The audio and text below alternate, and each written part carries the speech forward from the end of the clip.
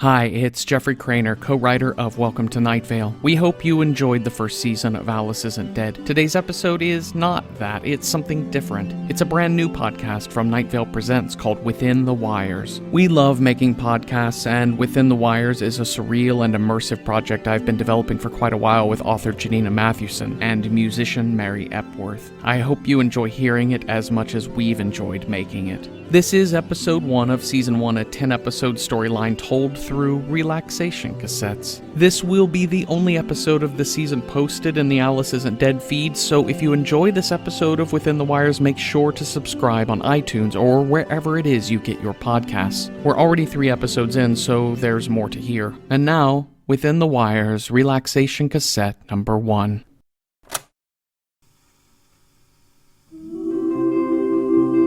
Welcome to the Relaxation Study.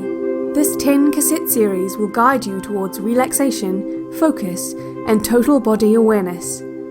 Listen to these guides with authorized headphones provided to you by the Institute's security team. These cassettes will help to further understand how your body works from top down, mind to matter. My voice will guide you through these exercises. You will trust only my voice and your body to which you are servant. Listen. Remember. Comprehend. If you listen carefully to each recorded session, you may find information in these cassettes useful to you in your daily life. The object is to listen, to remember, and to comprehend. Before you start the study, find a private spot, alone, away from your unit mates and security nurse, far from disruptive sounds such as telephone booths and redress sirens. These cassettes are to be listened to free of external interference. Cassette 1. Reducing Stress. Side A. Weight of the World.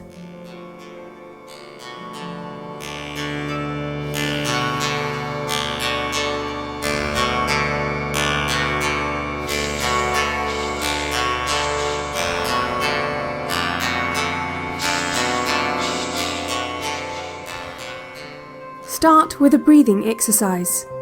As you inhale through your nose, feel your breath behind your eyes. Feel the cool air flow below your forehead.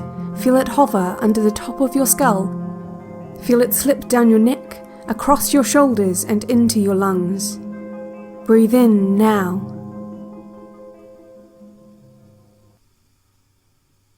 Breathe out slowly through your mouth. Feel the air, now stale, now used, rush from your lungs.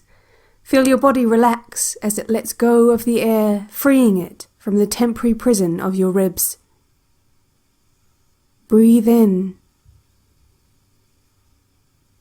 Breathe out. Continue breathing and listen. Envision the air as a liquid, just like the first time you swam. This was before you were born, when you were floating, unaware, fluid within and without your body. You breathed it just fine. You don't remember any of this. You shouldn't remember any of this. Inhale the thick liquid through your nose and out through your mouth. You don't remember the loud thrum of another's body, a mother's body noisily soothing your unwitting transition into a conscious and sentient creature. You are again breathing liquid. Your lungs are milk-soaked yellow cake. Draw liquid in and out. Feel it bubbling in your chest. Listen to the breaths. Who is that breathing right now? Is it you? Is it your own breathing you're hearing? Are you certain? Imagine there is another, someone standing just over your shoulder, breathing in, breathing out. A hand touches your right shoulder, pressing you down gently as if to keep a balloon from lifting out of gravity. Think about moist, yellow cake. Breathe in. and out. Feel your shoulders rise and tense and lower and relax. Feel them wax and wane, two helpless moons. Listen to the sound of the other breathing in unison with your own.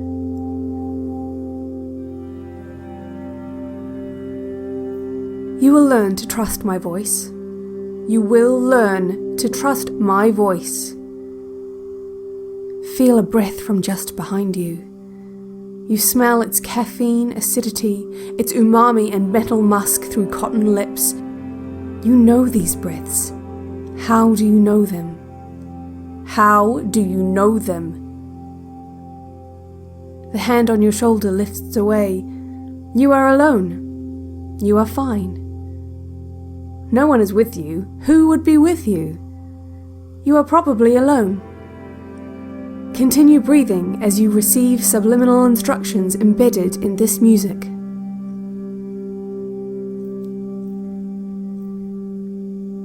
One more deep breath. And exhale. Are you in the same place you were before? No, you're not. The earth has moved. The clock has changed. You are older and far from where you were before you began this cassette. This is relative, of course. The important thing is that you continue breathing.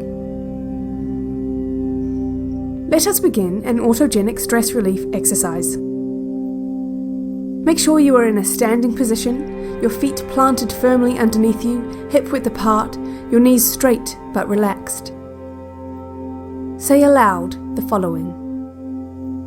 My shoulders are stone. My shoulders are stone. My shoulders are sod. My shoulders are sod. Hold your shoulders up beside your ears, tense and angry. Lower your shoulders. Let them slip back down like beads of water on the side of a chilled glass. Let your right shoulder fall away. Say aloud, my right shoulder slides down my ribs to my waist.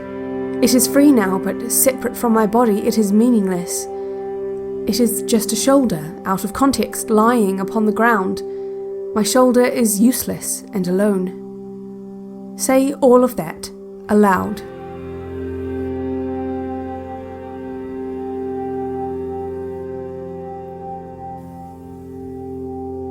Good. Now say aloud. My left shoulder is in its place. It does not miss my right shoulder because it did not know my right shoulder had ever existed. And now it is separate and alone, lying upon the ground, and it is not missed the way a brother or sister is not missed, because after age 10 there are no brothers or sisters, and before age 10 nothing can be remembered. Say all of that aloud.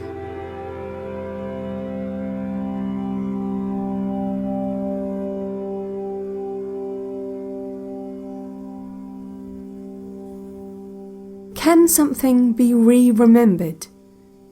Can it? It cannot. Why are you here? What do you miss? Who do you miss? Say aloud, my right shoulder returns to my body. My right shoulder returns to my body. Feel your shoulders. They are unmoved by your heaving breaths. My shoulders are stone. My shoulders are sod. Inhale. Exhale. Open your eyes. You have done well completing your first breathing and autogenic exercise. How did you feel? How do you feel now? Did you remember experiences you never had? People you do not know? Or maybe you do know them. Maybe you just forgot. Before continuing to Side B, please fill out the Cassette 1 Side A questionnaire and submit it to the security nurse before your dosages. End Side A.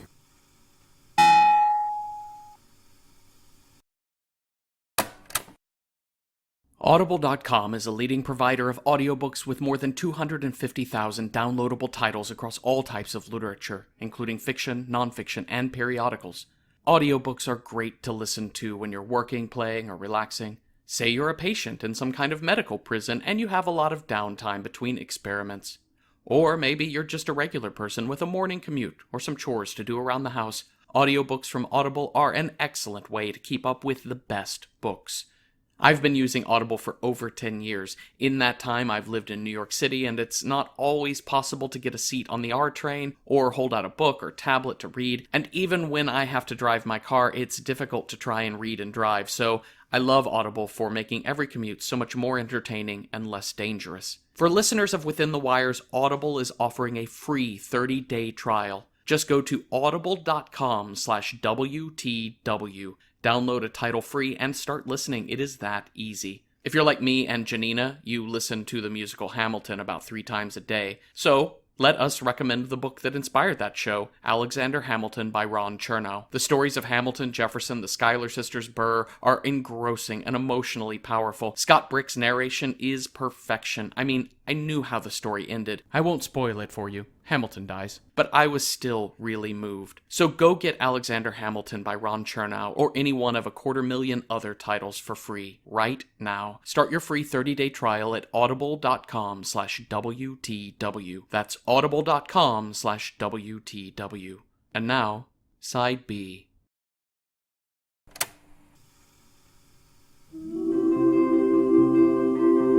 Cassette 1, Side B, Shoulders and Giants. Now you will begin a visualization for stress reduction. Lie down. Think of each muscle in your body. Count them all quietly to yourself. Close your eyes. You are in a forest. The forest is large and you are small. The forest is immense and you are tiny. You are in mid-air and you see several things at once. To be more specific, you see the same thing iterated many times. You are an insect with complex eyes and simple desires. You are erratic and frenetic. What little wind winds its way through leaves lifts and twists you into new directions. You are naked. You are alone. You are fine. You feel fine. You cannot see your own nakedness, for you cannot move your head to look down. Never look down. You see every sight iterated many times, but you do not see yourself. You are uncertain if it will rain. You are uncertain how you are floating or flying. You see a child. She is iterated many times. The girl is much larger than you. As you drift close to her, you see her smaller details, giant and iterated many times, swirling valleys of the skin atop her palms. You see the crevices and gorges of her inner knuckles and the milky half-moons inside her fingernails. You see long eyelashes swaying like shadows of corn, flicking up and down over white eyes with their narrow pink rivers and great brown rings. You move in all directions.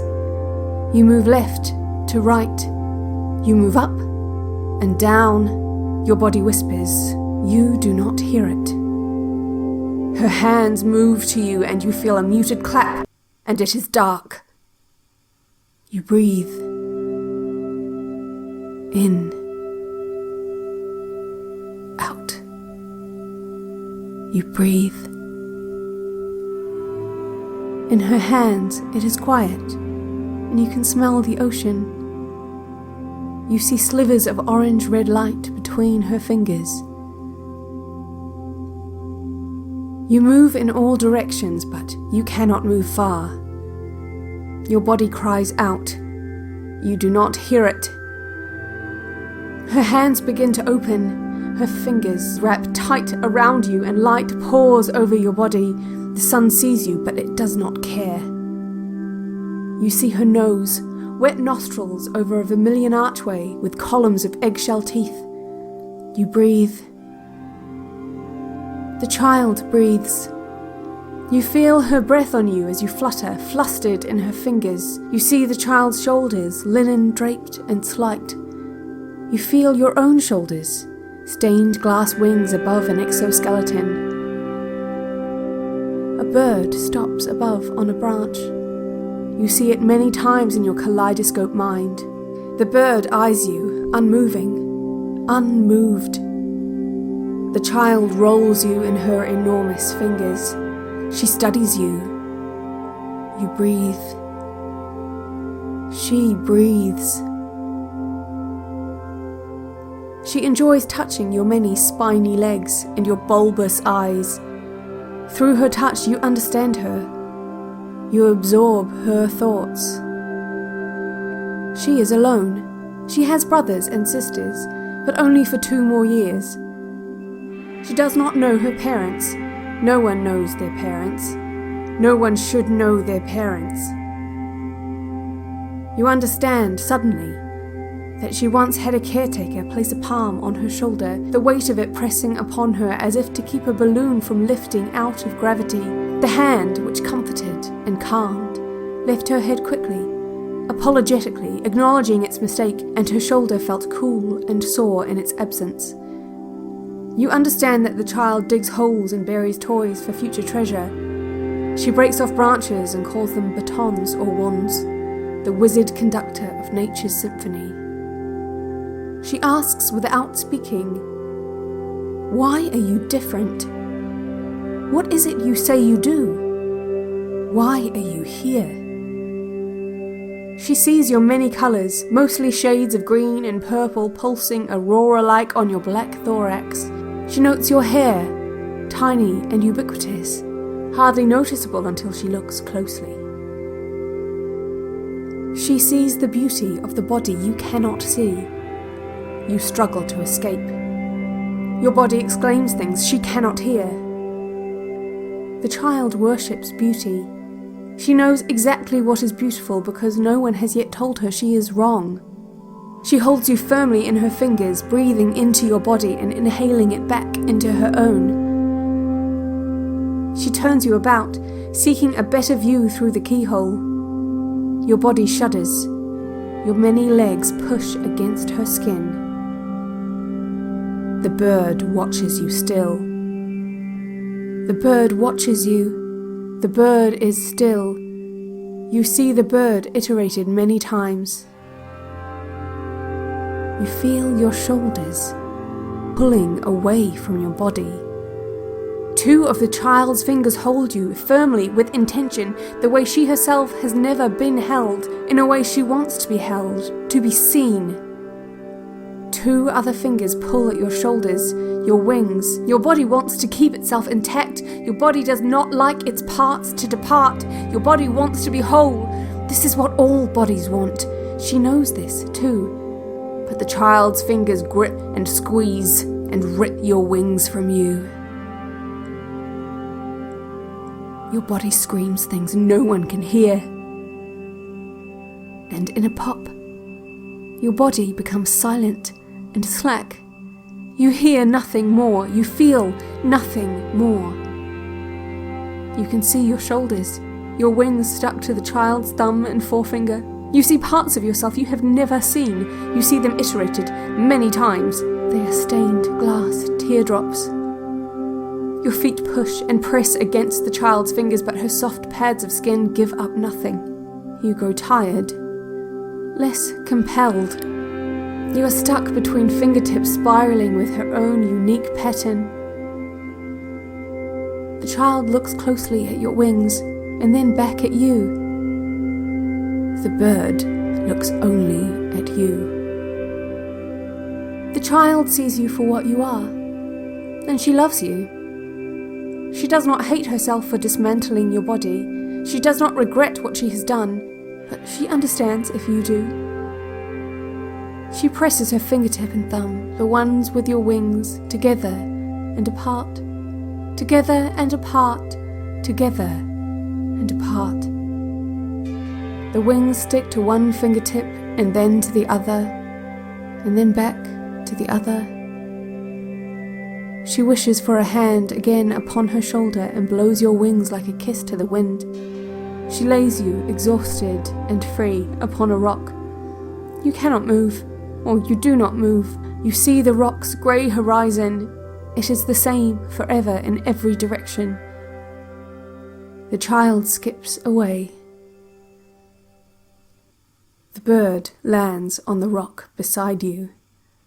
Its body is perpendicular to your own. It stands in full silhouette. It does not see you for what you are. It sees you for what you are about to be. Its empty slack eyes and long black beak cocked sideways, it does not move, only stares. You count the seconds that pass.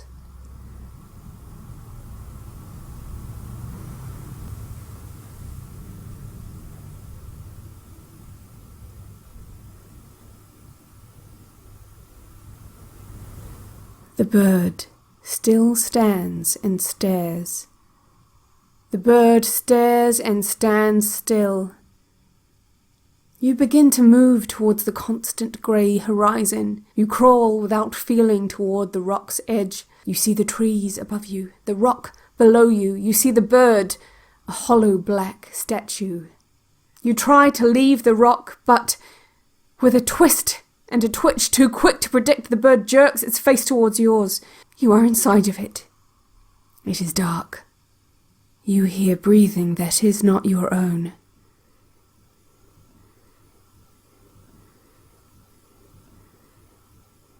You smell grass and vinegar.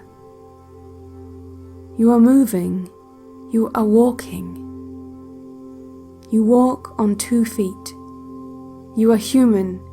You can see your feet moving, one in front of the other below you. A cold light ahead. A rectangle. Stark, fluorescent dearth. It is a corridor.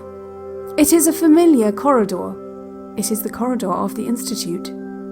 Behind you is your assigned room. There are doors ahead along your left and your right. Listen. You count the doors. Remember, there are 5 doors along your right. Each is white. 1, 2, 3, 4, 5. Count the white doors. Comprehend. You enter the 5th door. You do this in the future. Remember this door. Why am I telling you this? Why are you here? Listen. Remember.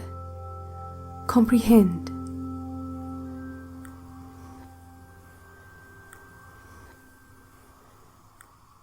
Visualization exercise complete. You may open your eyes. You have completed Cassette 1 towards relaxation and total self. Cassette 2 will commence once standard diagnostics have been approved and schedule confirmation is issued by your security nurse.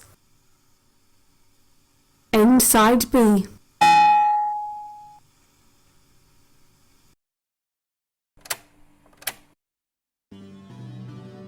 Within the Wires is written by Jeffrey Craner and Janina Matthewson, and performed by Janina Matthewson, with original music by Mary Epworth. Find more of Mary's music at maryepworth.com. Thanks again to Audible for supporting Within the Wires. Don't forget your free 30-day trial at audible.com/WTW. Within the Wires is a production of Night Vale Presents. Check out our other podcasts, Welcome to Night Vale and Alice Isn't Dead. Both are available on iTunes or wherever it is you get your podcasts. Okay, our time is done. It's you time now. Time to draw a bath, play some music, and light an aromatic candle.